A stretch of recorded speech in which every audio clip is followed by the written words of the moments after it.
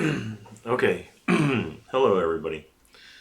Um, so today is kind of a consumer announcement day.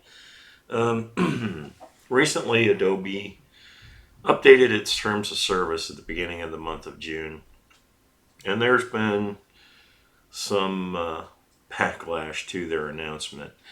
And I'm doing this just for general awareness. It's possible and probable that most people who are on my channel have already heard about this, but just in case you haven't, we'll get into this. So, at the beginning of June, Adobe announced terms of service that their AI software would start scanning their cloud pictures, looking specifically for child abuse, child sexual abuse. Um, as part of that process, if it flags a picture for that, then it goes to human review. Now, the language that they initially posted in their terms of service was a little bit ambiguous about it, and it basically sounded like they're going to scan everything, number one, um, including local content on your computer, because uh, Tony Northrup, a popular YouTube photography channel, actually did some testing. And when you use the AI tool, it appears that your picture is being uploaded to their cloud. Um, and the picture that he uses on his product actually got flagged when he went to add basically just a box to the picture.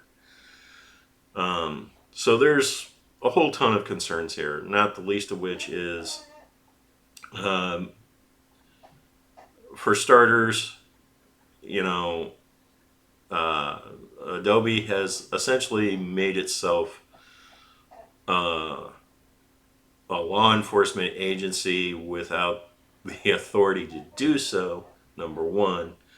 Um, and because you agree to their terms of service, basically you're consenting to allowing them to scan the content on your hard drive without a warrant. Secondly, anything you upload to the Adobe Cloud, because they provide, gigabytes of storage, they will also be scanning. Um, Now, Apple encrypts their cloud storage. So not even Apple can view the content that you put on their cloud. Adobe does not do that. Um, the next part is the fact that, okay, they're saying that if the AI flags a picture as prohibited content, that a human will then review the picture. Well, that's an invasion of your privacy.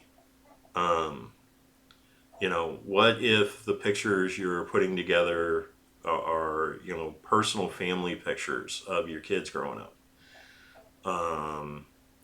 Or let's say you're a content creator and, you make, you know, uh, little films or whatever, with special effects or anything like that, or you're a boudoir photographer, or you're just a photographer in general, or you're a customer of a photographer, and for some reason the photo gets flagged, a human reviews it.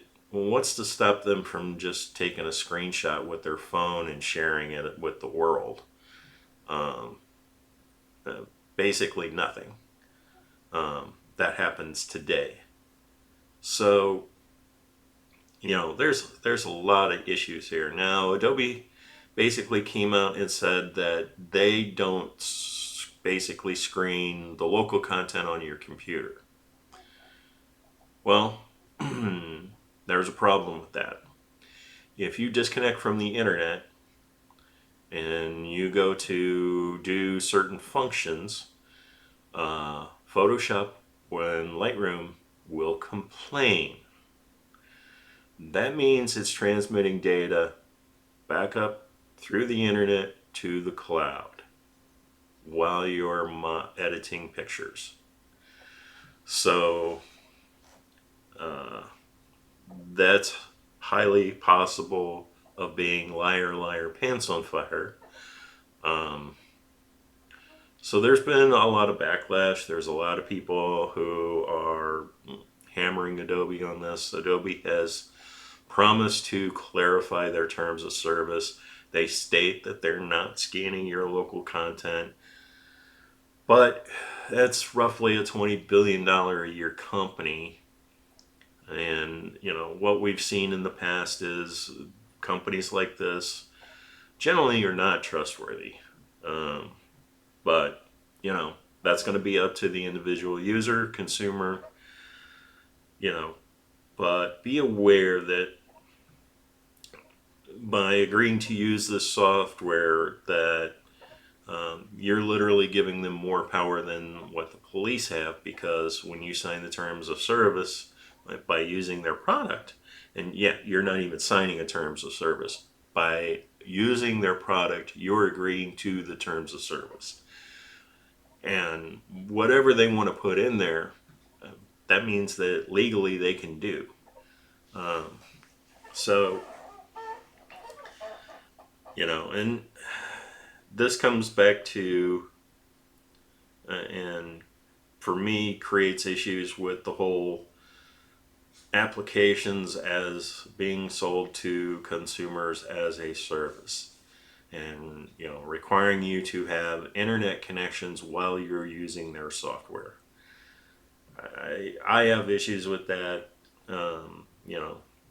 There are other options, and Adobe software is not cheap. For those of you interested in other options,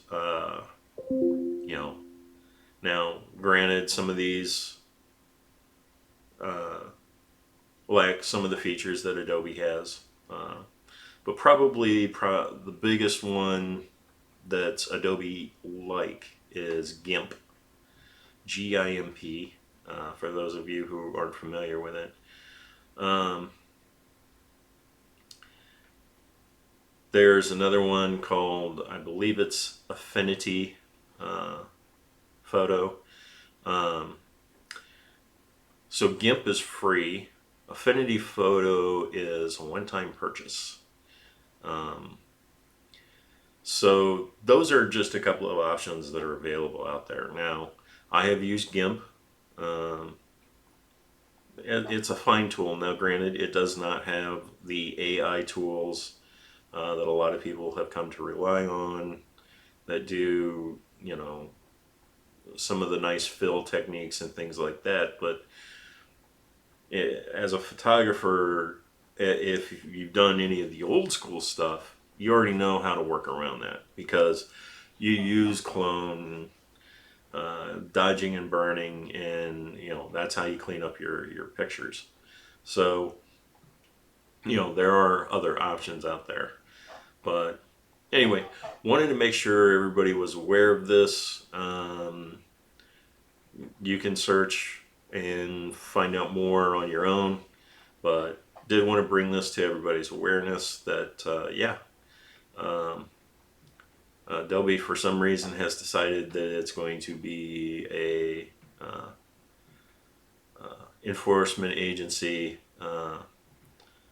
and their AI is not appropriately trained to do this, which means they're going to be paying people to look at your photos.